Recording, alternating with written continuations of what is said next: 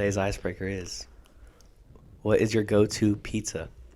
Toppings/restaurant. Kell, you Let got me take this. You ready? All right. Yeah. Number one, I always want mushroom on a pizza All right. single time. We can just stop there. that Yeah. is crazy. Wait, no. Okay. Mushroom and pepperoni on a pizza is probably the greatest combination you'll ever have in your entire life. See, I love mushrooms, but on a pizza, yeah. no. Can't. Yeah. Dude, there's no way. Have you ever had it? I don't want to have it. I feel like it's the same, it's the same thing with like pineapple on pizza. Like I like Yeah. pineapple, but not on What? pizza. You're not comparing pineapple on pizza with mushroom on pizza. There's no way. Yes. I don't know. No way. I feel like pineapple on pizza is more popular than mushroom on pizza. Every time you eat a Supreme pizza, there's mushroom on it. All right. I Any other don't even- I toppings? don't You got any eat- other toppings? I mean, obviously you gotta have cheese, but I don't know if we count that as a Yeah. topping. I'm always going from Domino's too. Like if I'm Ooh. picking Oh, Domino's yeah. every time. Okay. That's it. All right, Garrett. My favorite pizza is a Domino's pepperoni pizza, straight up. That's it? Just pepperoni? Like if I'm going to a place getting a pizza, it's Domino's pepperoni. But my favorite type of pizza, I like the meat lovers. Get all in there, like pepperoni, Pretty- bacon bits, ham or sausage, kind of just throw in whatever. Yeah. A good meat lovers, but Domino's pepperoni hits different like nothing else. I think Okay. I think we all might be a Domino's type of person. I think so. I like classic cheese. Like I don't want anything. I don't want anything on my pizza. Like cheese is good for me. There's like no flavor. You're judging me Consistency. for mushrooms, and you're like, I just want cheese every single time. Yeah, exactly. Hey, consistency. Yeah. You can't go wrong with cheese. Mine is definitely, all right. I like Alfredo as my sauce. I don't get tomato sauce. Immediately. Yeah, and then I get spinach, pepperoni, and pineapple. Spinach. Oh pepperoni my gosh. on I think Alfredo. that might be worse than mushroom. Okay, wait. Mushroom's not bad. We're not gonna talk about Okay. mushroom like it's bad. Yeah. We'll have to go. I'll have to try it. Yeah. I honestly, Let's would- go after tonight for dinner. Let's go and get pizza. And we'll All right. put mushroom dude. on Okay, it. let's do it. I'm All down. right. You But get yours and I'll get mine. I No, not- trust. It's so I'm good. not eating 100%. I'm eating mushrooms before I ate whatever you just said, Matthew. Spinach and pineapple and pepperoni on Alfredo. Pepperoni is the most random part of that pizza, and that's what's so weird about it. All right. How Yeah. are you gonna put spinach and pineapple together? And Alfredo sauce. That's never tried it. That is so crazy. All right. I think the Q&A is what is the worst topping?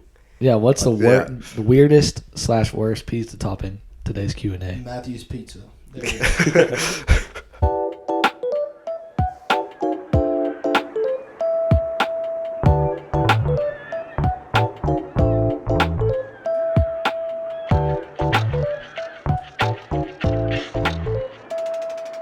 What's up, guys? So what's up? We have a special guest today Yes. on episode Yeah. 16 of the pod. Special guest, our main man all the way from Alabama, Kell Wilson. Thank you, guys. Thank you so much. I'm super excited. It's my first pod. Never done one before. Yeah. But I always like sitting around and chatting it up with you guys, so I'm excited to be here. Well, fun to be Georgia, right? Yeah, about to be Yeah, literally this my wife month. and I are moving to Georgia to plant Bright House Church in Athens Yeah. with our pastors Derek and Nikki Dale. So super All right. excited. Shout out to Shout them. out. It's going to be awesome. Yep. Also, newly married, basically. Yeah. Basically. Yep, October of last year we got married. It's been a wild ride, but I'm super excited about just what the future holds and life in general. Awesome. All right. We're super excited to have Kell on the podcast today, episode 16. Like we Yeah. said, today we're talking about our plan versus God's plan. Yes. We've got 5 questions set out, and we kind of made these. Kell had this idea. He said, it's something that we really need to talk about is Yeah. kind of how we deal with our plan versus God's plan. And so we can dive right into it. Question number 1, why is it important to follow God's plan and not ours? So I think the first reason that I would say it's important is because you have so much more peace in life. Like if I'm following God's plan for me, I'm living in much more peace than I would be if, say, I'm doing what I want to do all the time. And that's when I'm struggling. Like if I'm not in my Bible, if I'm not in prayer time, I'm always freaking out about every decision I make. Yeah. So I think it's important because you just live in, I want to say, you just live in peace. Yeah. Yeah. And if you don't believe that, you should just try it. Like try like exactly. going through God's plan and not yours. Like Like trying my you'll tell the pizza. difference. Like I think all of us personally can be like, we've tried to follow our own plan, and then you go and you see what God has for you, and you go that way. It's so much more peaceful. It's so different. Like, it's like you're not trying to live for yourself because you like understand that God's got you, and you can just live the way He wants you to. You'll be fulfilled. Yeah. Yeah. I think peace is the biggest thing about it. Like, you might be following your own life. You might have all this money and all this, but do you have peace? You know what I mean? Are you happy? Yeah. With Yeah. Are you content with life? Yeah. I feel like another reason it's important is because, like, God is the rock, the solid foundation. And so if you're not following His plan, your plan is probably likely to crumble. There's nothing solid under your plan. So if it doesn't work out, you're going to be in a world of chaos, where if you follow God's plan, it really probably won't ever fail you. And if it does, He's still that solid rock that you go to and you can build off of that. But following your own plan is never stable. Yeah. All right. Number 2. Yeah. Number 2. What is the most difficult part of having to choose God's plan over yours? I think the most difficult part is, as people, we're so selfish, Yeah. and it's not my idea. Like, it's God's plan for me. It wasn't my plan for me. Yeah. And it's so easy for me to get caught up in what I want for myself that I don't take time to pray and ask God what He wants for me. So that's what's most difficult to me about it. What about We you? talked about that a while ago, about our culture being so selfish. Like, we don't care what other people, Yeah. like, It's we like, just, we want all about us. We want to get ours. I think, the toughest part is, like, because we all have big dreams and big aspirations. Like, we all have things that we want to go and do. And, like, we're not able to do those things if we drop our plan for God's. And it's because a lot of times it's not in the same plan. So I feel like it's like going back to that selfishness. Like, we want all of this and we can't have it. And we know that. And so I think it's like disappointing, because it's like I have all these dreams and I won't ever get to accomplish them. Yeah, and that kind of ties in. Like, if you have all these dreams and you do accomplish them, you're not going to be fulfilled because it's not what God wanted for you. I think, like, everyone around you, they're, like, doing all this stuff. They're going to college to play sports and all this, and you're just watching them, and you have to come to peace with yourself and realize that that's not what God has for me. You know what I mean? Because it's easy to almost feel left behind. Yeah. Like, you see your friends go play sports in college, and you're like, oh, I really wanted that. I worked for that. And I think it's more of a patience thing, like a longevity thing. You don't see what God has for you yet in, like, 10 years, but He does. Yeah. And right now it feels like God left you behind, but He didn't. Yeah. You just have to stay steadfast and know that He is God. Yeah, for sure. And, like, we'll dive into, like, more personal experiences in a second on the next thing. But, like, it's like, for all of us, we all have those big dreams, and to see other people go out and accomplish those things, and like you said, you sit back and it's like, dang, like, I wanted that to be me, and I tried to get there, but it's not always what God has for you. Yep. So, and that'll take us right into point number 3. Point number 3. Describe your process in following God's plan. So I think this actually went. I might take the mic for just a second. Oh, You're yeah, good. you got May it. talk for a minute. We'll all talk for a minute. I think we all have different things. Late last year, toward the end of 2023, in November/December, right after I got married, actually, things got super, super hard. Yeah. In a way that I wasn't ready for. Yeah. And it really made me question a lot of things. And I felt bad in the moment saying that, but now I feel much, much better about it. But we got married on October 29th of 23, and we did a worship set after our wedding. It was awesome. And we wanted the Holy Spirit to move in our wedding for more than just us. Yeah. Yeah. We wanted to impact everyone around us. And what really, I don't know, the Spirit definitely moved in the room. And my dad and his wife decided that they were going to stop drinking alcohol around that time. And they'd been drinking for a little while. I'd been praying about it for a long time. Yeah. And so my dad's wife fell very sick and had pancreatitis and all the things. And so for about a month, we were just praying, like, that God would work a miracle. I remember Cassidy looking at me and even saying, like, hey, our grandparents and our ancestors tell us all the time that we have seen God do these crazy things, and I think we're living in that moment right now. So we told my dad that. So I gave him, like, we passed that hope on to him. Yeah. And On 1 month of us being married, so on the 29th of November, my dad's wife actually passed away. And that was super hard Yeah. because in my mind, it's like she did the right thing.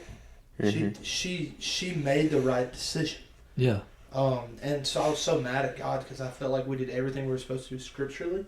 Mm-hmm. We were like, hey, God tells us to anoint the sick with oil and lay hands and pray, and we did everything we could. We told the elders of the church, we all prayed, and it was so, at the time, I was so upset. I was so mad, I was so angry, and I didn't understand. Well, she passes away on the 29th at about 7:30 p.m., and then we do her funeral the following Monday. She passed away on Wednesday, we did the funeral on Monday. I go back to work on Tuesday to kind of be like, hey, everything's cool, like, Yeah. I can move on with life. I get a phone call at work that day. Hey, your grandfather has less than 24 hours to live. We need you to leave work Wow. and come be with him. And so I'm like, my dad is losing his wife and his dad in 6 days. And so I again am like, oh my gosh. And so you don't realize that all the trauma that you went through the week before Yeah. until you do it again. Yeah. Sometimes you don't realize a moment was traumatic until you have to go through it again. And so we go through all that, and it was tough because it looked the same physically when they passed away. They kind of both were kind of laid there, and they were both kind of out of it, and they couldn't speak. And Yeah. that wasn't my plan for that, right? Like, I didn't Yeah. want that to happen. I wanted it to be, hey, we got a miracle, and everything is great. For sure. And I Yeah. feel great into the next year. I feel great, going into 21 days of prayer and fasting in January. Yeah. I wanted to be able to say that I felt great going into those things, but it was hard. And what I've come to realize about it, with my dad's wife, she and I were very close. Like, she was very good to me, and so it was almost selfish of me to be like, hey, God, just keep her around, because the way that things had gone. So when your body starts to have organ failure, your blood focuses on the midsection of your body, all your organs, Mhm. and it stops going to your extremities as much. So her toes and her foot had turned black on her left foot, and she was going to lose that foot. And she was going to lose her toes on her other foot, so she would have never been able to walk again or work or anything like that. And so I don't know, it really was God's grace for her in that moment, for her to go home. But it was definitely hard to see, because that wasn't my plan for it to happen. My grandfather had cancer for about 6 years, and he had 3 brain bleeds. So it was best for him to go on through. But what I'll tell you guys in that is, whenever things like that happen, don't ignore the feelings that you have. Like, don't neglect how you feel. Yeah. But definitely address it and have conversations with people that you trust about it, because they're going to be willing to hear you. Yeah. The days that I was mad and thought, well, God doesn't see me, and God doesn't hear me, and God doesn't care, I called pastors that I had. Yeah. And they told me, they're like, hey, I feel like we've all had these moments. We have all experienced a time where we think God doesn't hear me and God doesn't care. And so with us all having those moments, we all have pastors that will help us with that as well. So For sure. I think that's what my process looked like. I was angry, I was mad, and I really had to dive into prayer and hope in God. And I had never really had to fight for hope in God before.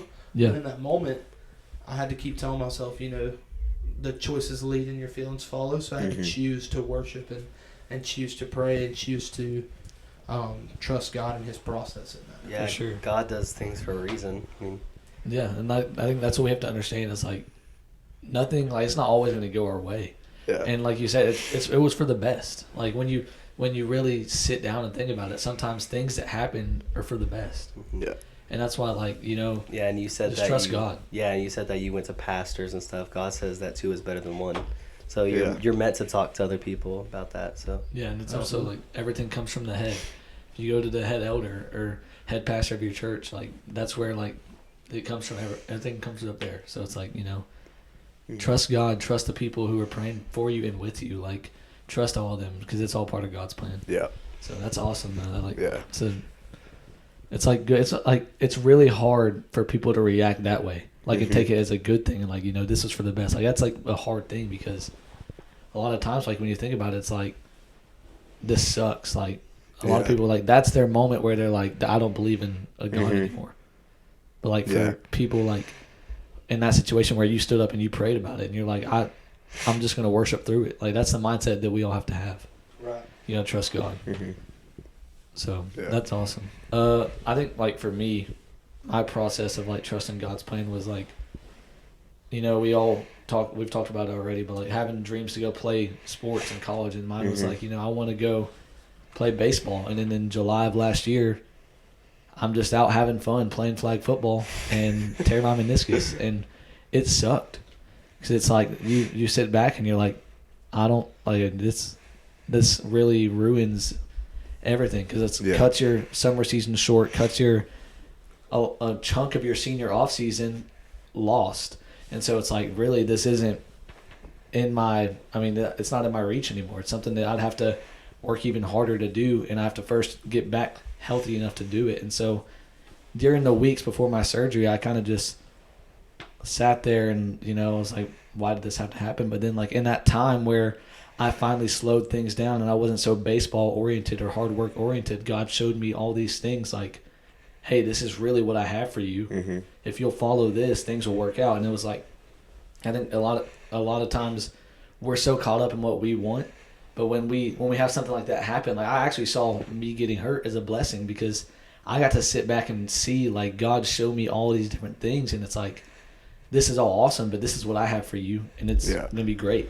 And so when you go through things like that, it's really just like, sometimes you have to slow down and just see what God has for you. For me, it was like, I sat for a month or two, didn't do anything, but I was able to, you know, get in the Word a lot and pray a lot and talk to God about it. And that's when He showed me all He had for me. And so really, it's a blessing in disguise. And that's how I took it. So it's not always about how fast you're going. You have to sit back and see what God can show you. Yeah, it's a marathon, not a sprint. Yeah. It's all about the long run. Yeah. Yeah. Y'all got anything? It's hard to follow that. Yeah. For real. You know, but describe your process of following God's plan. I mean, it's hard, like he said. Like, we like to be in control, like driving a car, you know, and then there's somebody in the back seat telling us what to do. You know, like when you first learn how to drive, your mom or your dad telling you, "Hey, come on, that was a terrible turn," or something like that. You know, or they're like screaming. Yeah. Sorry.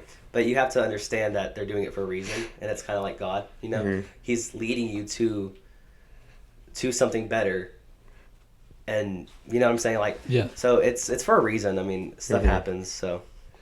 Yeah. I'd say my story is definitely like Garrett's. Like, I wanted to make football career so bad. Like, I would do anything. Like, if I didn't get an offer from college, then I would walk on at a school and try my hardest to, you know, earn that.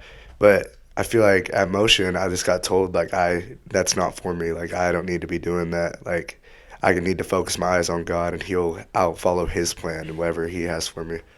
So, yeah. Yeah, and I think everybody's process is going to look different. Yeah. And I think the main thing is, like, I try to pray this every day. Like, God, show me what you have for me today. Yeah. Guide me through what my next steps are. Like, when God gets you to a certain point, your story's not finished yet. There's always the next step, and so you just got to pray and ask God, like, what's next? Pray through it, worship through it. Like, thank you for what you've given me and what you've shown me. Now, you know, what can we move forward on? What do you have for me next? One more thing on that before we move on. I actually was sitting down and talking to my father-in-law about that. You guys all know him. He's super awesome. Wants to give advice whenever he can, and I really appreciate that. We were talking, and he told me something that really stuck with me that I will never forget in my entire life. And it's something I think needs to be shared, is that we're on this path, like with God. We're walking with God, right? So say we take the walk and we compare it to like sailing a ship. Yeah. And we get in this big storm, right? Yeah. And so you said some people will fall off and say there is no God. So they're changing their direction. Yeah. So if you're sailing a ship in a storm, the safest thing to do is just sail straight through it. Stay on the path that you're already on. Because if you turn, any way you turn, you could be turning further into the storm. And so it's going to take longer to get out. But you know if you stay on the path that you're on, that you're going to get through the storm because you're already that far in it. Yeah, that's good.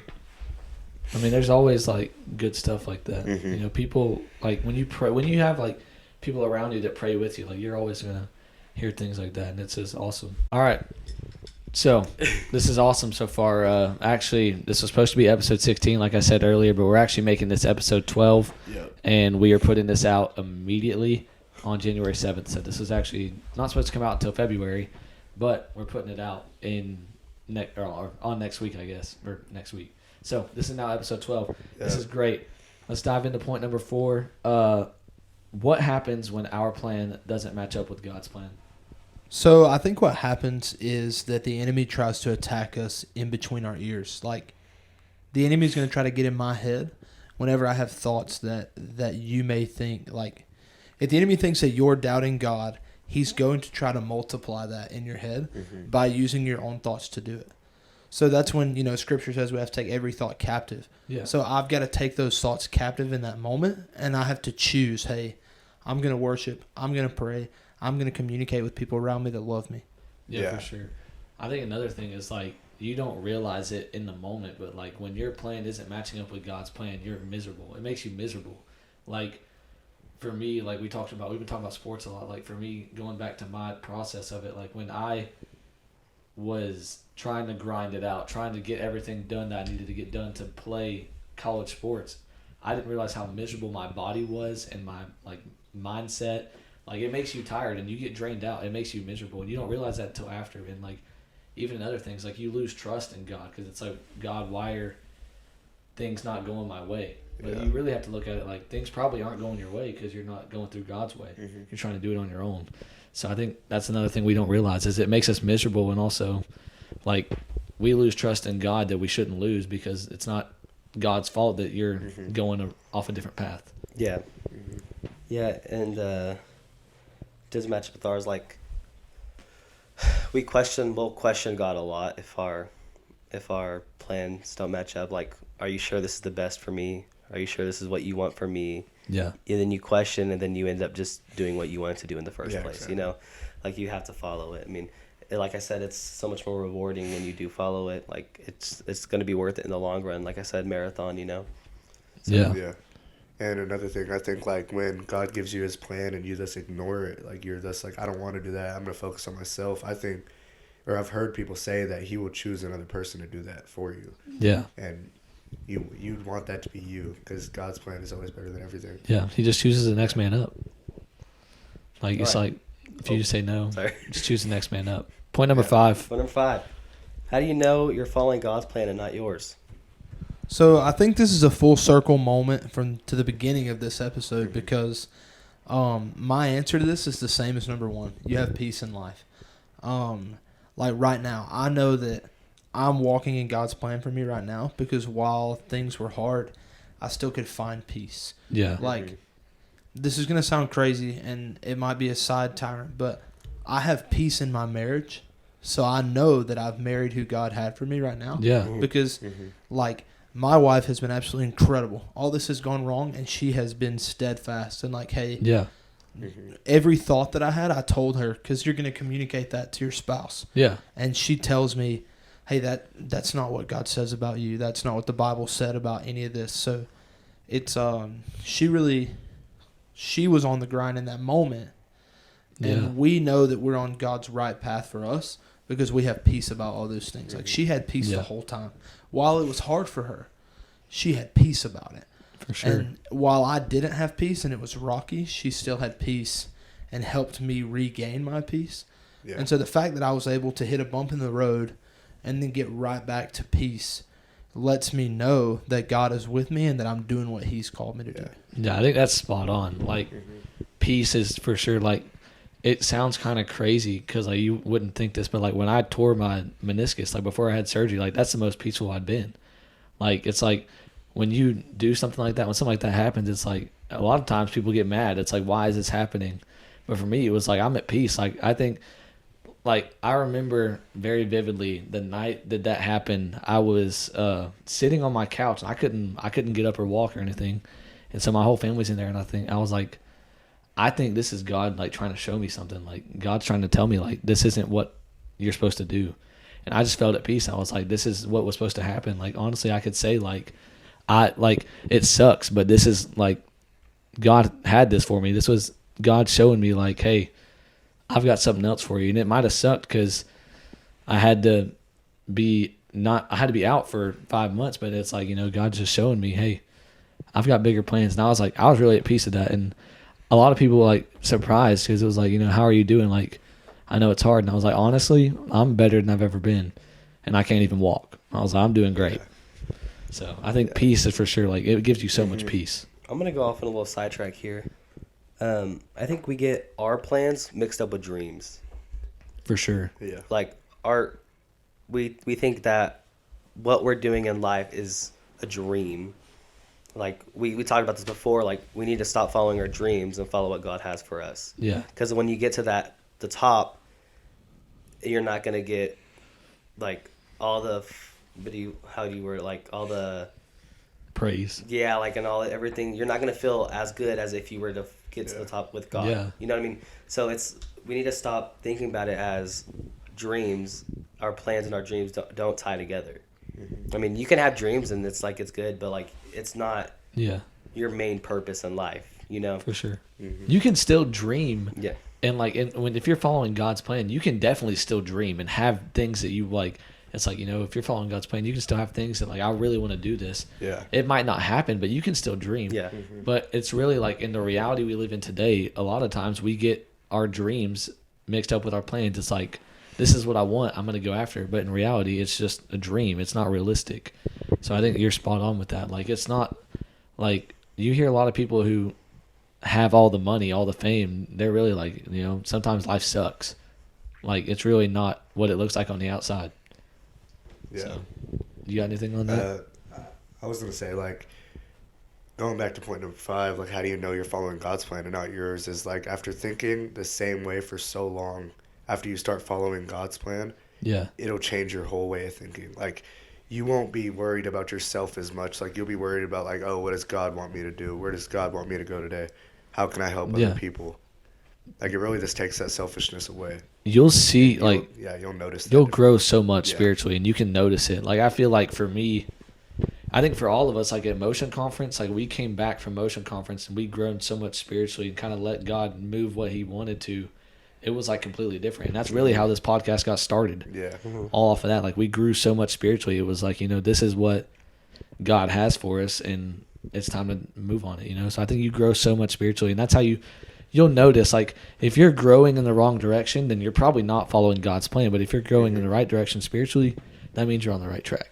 Yeah.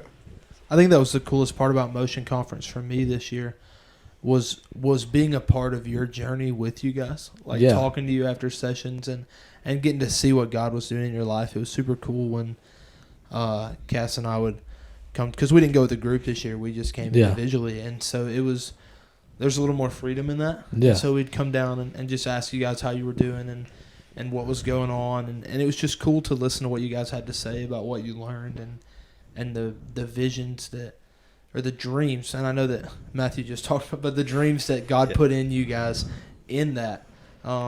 Because it's easy to tell the difference in dreams that you create and dreams that God gave you. Yeah, for sure. And so to just watch you guys experience that was super fun at Motion Conference for me this year. It's awesome. So, do we have an ice maker? Yeah. It's our ice maker. We kind of did an icebreaker about food. We'll end it with food. How about that? What is the worst food you've ever tried? Ooh. Oh, man. Sauerkraut. I've never had it. It's up there in worst foods. That's terrible. I've never had it. Okay, I might get hate for this. Collard greens, I can't stand collard What even greens. is a collard green? Maybe I'm saying that wrong. Am I saying that wrong? I think you're saying it right. Collard greens? I've heard of it, but I've never actually I've seen it. or Like, tried it. Yeah. Or maybe like Brussels sprouts? Oh. Brussels sprouts aren't as bad as people say. they are. I can like some cooked Brussels sprouts. I mess with those. Listen, and I know you talked about food we hated, but I'll tell you a food that I love that a lot of people hate that you guys might really hate on. I love boiled okra.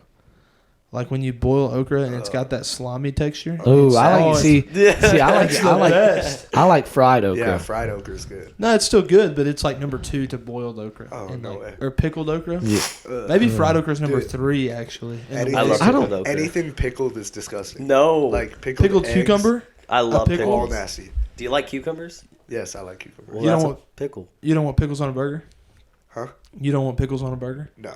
You know, this might be like the worst food I've ever had because I usually like a lot of things, but like sweet pickles, No way. can't stand them. Don't give me a sweet pickle. Cannot like, and you know it's really annoying. Like when they put like you go to family events and they put all the pickles on the same Yeah. thing, you can't tell which one's which. Yeah. You pick one up and bite it, and it's like that's not it. That's when you leave. Yeah. Like, all right, I'm not coming back until you guys separate Like your sweet pickles and your dill pickles. I Not feel like coming back. every family event where there's like food and they put like all the platters out like and like all the different trays, the pickles are always mixed. I don't Yeah. understand why people can't separate the pickles so that you can pick the right one. Like when I like expect that sour pickle taste and I get the sweetness, I'm like, I'm out. I love pickles. I'm also heavily against guacamole. Not a fan. I'm not a fan I don't like either. guacamole, I'm not a actually, fan. See, I don't like it by itself, but I like throw it in if I get like a bowl at like Qdoba.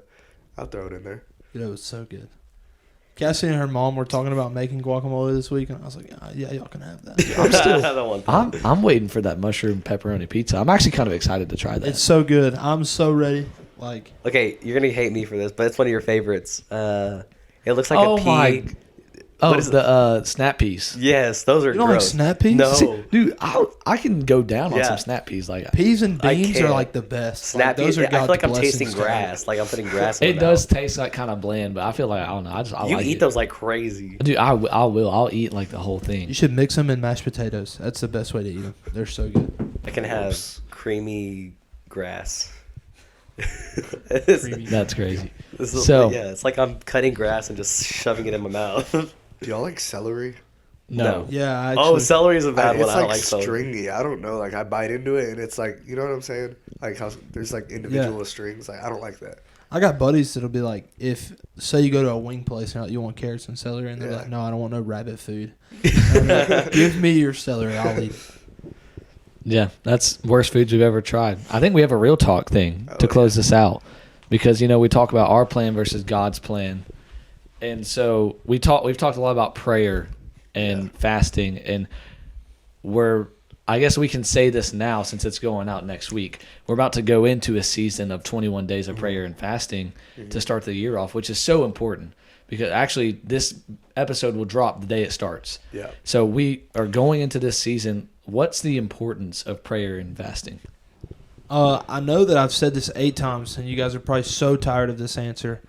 Peace. Peace. Like, I am at peace during 20 days of prayer and fasting. Yeah. I almost want to fast all year because I'm so Yeah. I feel so in tune with God during 21 days that I am just, and I'm not a morning person. I hate to wake up in the morning. I do too. Yeah. But whenever I'm waking up to go to 21 days of prayer and fasting, for some reason, I am so energized. I feel Yeah. so good. Yeah. And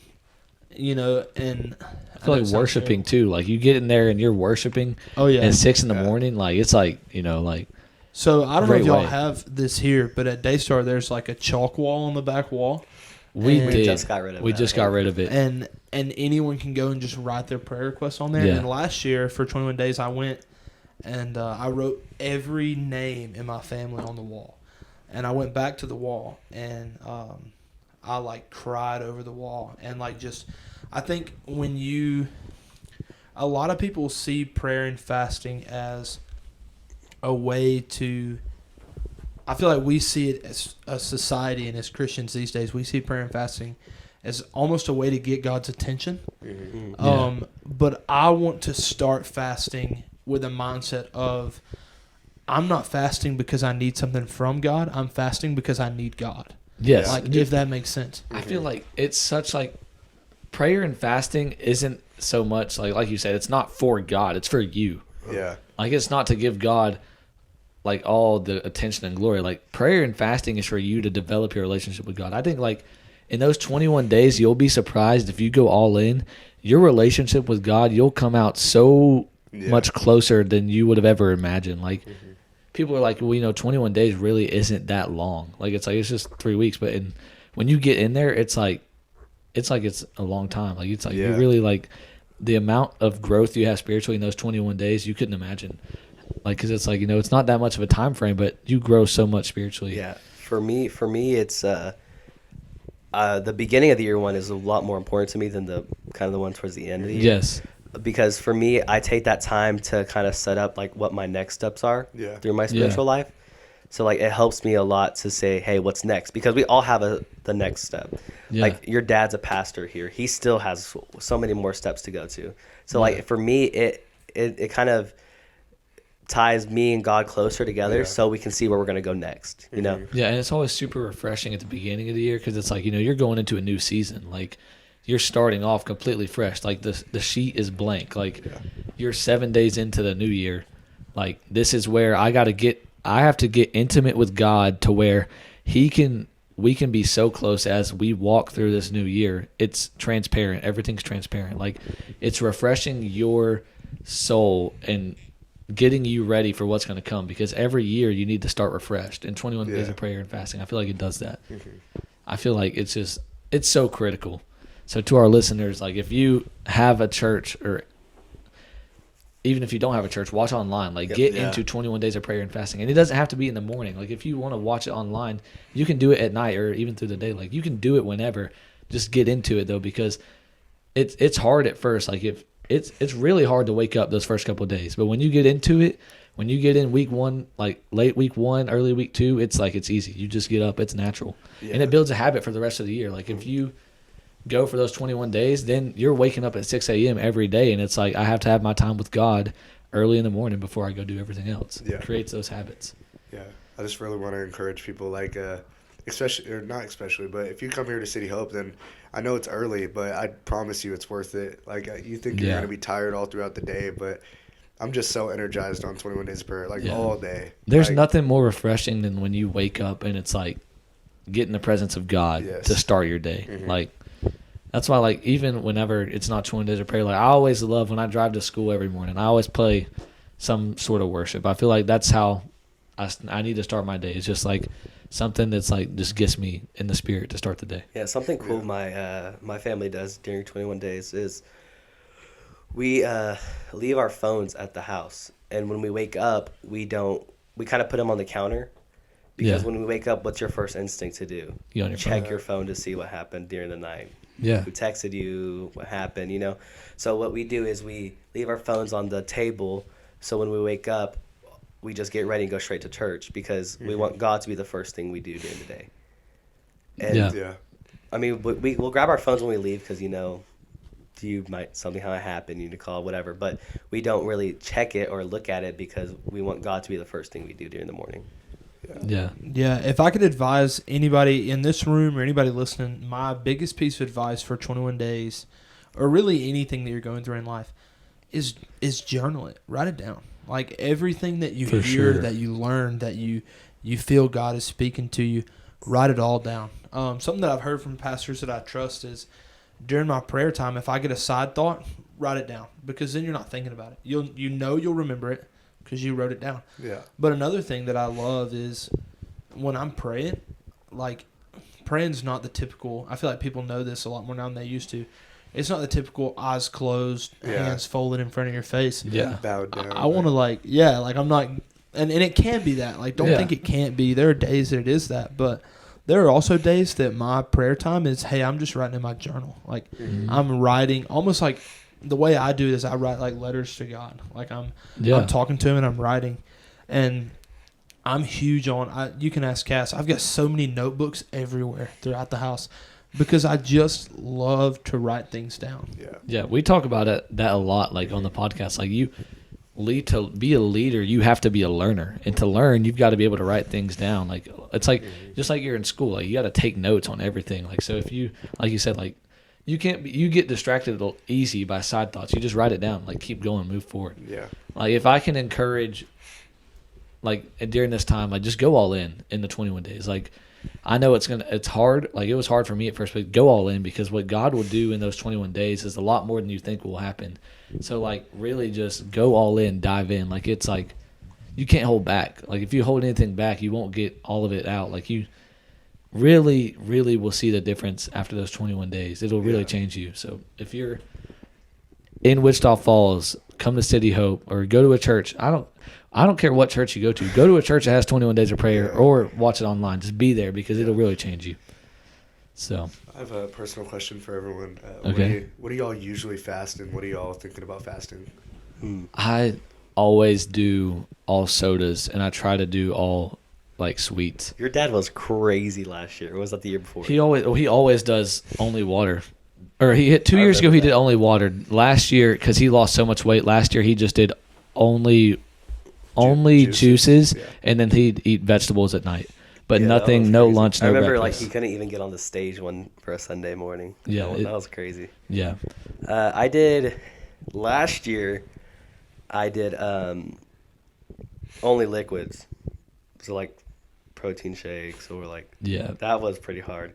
This year I'm going to the gym, like I wasn't trying to, and it just doesn't work, So yeah, I feel like for me, because 21 days of prayer lines up so close with baseball season, I can't not eat too much because I don't want to lose like 25 pounds. Yeah. So like I feel like after this year, going into like from 21 days of prayer after this year, like I'll do a lot more of just liquid. But like for me, I try to still eat a lot of meats and like still make sure I have muscle, because I don't want to be 135 pounds of just noodle.